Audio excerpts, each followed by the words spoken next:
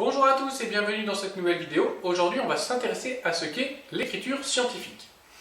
Alors, je te rappelle qu'on avait fait quelques recherches et on avait vu que certains nombres pouvaient apparaître sous des formes un peu bizarres quand je m'intéresse par exemple à la masse de la Terre ou à l'épaisseur d'une feuille de papier ou à la distance Terre-Lune. On a vu que quand on cherche ces informations, on trouve des nombres qui ont toujours la même forme, c'est-à-dire une partie d'un nombre à virgule fois une puissance de 10. Alors, avant de rentrer dans le détail et de voir comment on forme ceci, je vais t'expliquer un petit peu l'intérêt de cette écriture. Alors, si je t'écris la masse de la Terre, par exemple, sous sa vraie forme, ça donne ça. Et alors là, tu te dis, waouh, c'est quand même vachement compliqué. Alors pour info, c'est à peu près 6 millions de milliards de kilogrammes. Ouais, c'est pas super intéressant, ça fait un gros nombre, mais surtout à écrire, c'est archi pénible. Donc on a inventé une écriture, l'écriture scientifique, qui est quand même un petit peu plus cool une fois qu'on l'a comprise. Avant de t'expliquer comment faire une écriture scientifique, je vais t'expliquer comment elle est formée. Il y a la partie qui est devant la multiplication. La partie devant la multiplication, on l'appelle la mantis. Alors ce nom, tu n'es pas obligé de le retenir, mais je vais l'utiliser assez souvent. Donc la mantis, c'est un nombre décimal, mais on va fixer quelques petites contraintes dessus. Ce nombre décimal, il a un seul chiffre avant la virgule, et ce chiffre avant la virgule, ça ne peut pas être 0. C'est-à-dire qu'avant la virgule, tu auras 1, 2, 3, 4, 5, 6, 7, 8, 9, comme tu veux, mais surtout pas 0. Et ensuite, on multiplie ça par une puissance de 10. Donc, on va voir quelques exemples qui ne sont pas des écritures scientifiques. Le premier exemple, pourquoi c'en est pas une? Tout simplement parce que avant la virgule, j'ai deux chiffres. Et ça, j'ai pas le droit. Un seul chiffre avant la virgule. Deuxième exemple. Tu l'as deviné toi-même, ce qui va pas, c'est qu'avant la virgule, il y a un 0. Et on n'a pas le droit au 0. On a dit 1, 2, 3, 4, 5, 6, 7, 8, 9, mais surtout pas 0. Ici, qu'est-ce qui va pas? Une puissance de 100, évidemment. On a dit qu'on multipliait par une puissance de 10. Et enfin, dans le dernier exemple, alors là, c'est n'importe quoi, il n'y a pas la puissance du tout. Passons maintenant à la deuxième partie de cette capsule, expliquer comment on forme une écriture scientifique.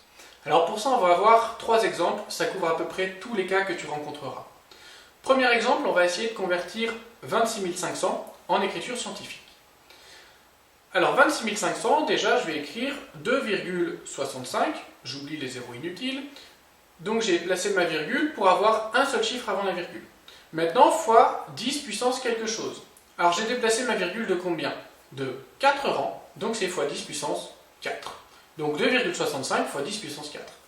Pas compliqué. 10 puissance 4, je te rappelle que c'est un très grand nombre, on l'a vu dans la capsule précédente, donc ça me fait bien penser à 26 500 qui était lui aussi un nombre très grand. Deuxième exemple maintenant, on va essayer de convertir 0,0067. Alors je déplace ma virgule correctement, 6,7 fois 10 puissance, alors fois 10 puissance quoi? J'ai déplacé ma virgule de 3 rangs. Si j'écris 10 puissance 3, tu te souviens que 10 puissance 3 c'est un grand nombre. 10 puissance 3 c'est 1000. Et moi j'avais pas un grand nombre au départ, j'avais 0,0067, un tout petit nombre. Donc là on va mettre fois 10 exposant moins 3. Parce qu'on se souvient que 10 exposant moins quelque chose, c'est tout petit. Donc 0,0067, son écriture scientifique c'est 6,7 fois 10 exposant moins 3, tout simplement. Dernier petit exemple maintenant. On a 542,9 fois 10 exposant 4. On voit qu'on n'est pas loin d'avoir une écriture scientifique, mais le problème c'est qu'il y a 3 chiffres avant la virgule, et on n'en veut qu'un seul. Donc on va aller en deux étapes. Première étape, on va se concentrer sur le 542,9 là, et le transformer.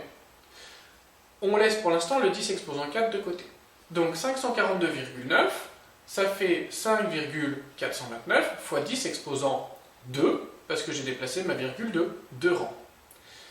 Fois 10 exposant 4, qui était là, ben je le remets. Et maintenant, 10 exposant 2 et 10 exposant 4, eh ben je peux les regrouper parce que j'ai une règle pour faire ça. Donc ça fait finalement 5,429 fois 10 exposant 6, que j'ai obtenu en faisant 4 plus 2. Tu vois, les écritures scientifiques, c'est pas très compliqué. Avec un peu d'entraînement, tu y arriveras tout seul. Maintenant, à toi de t'entraîner, à toi de jouer!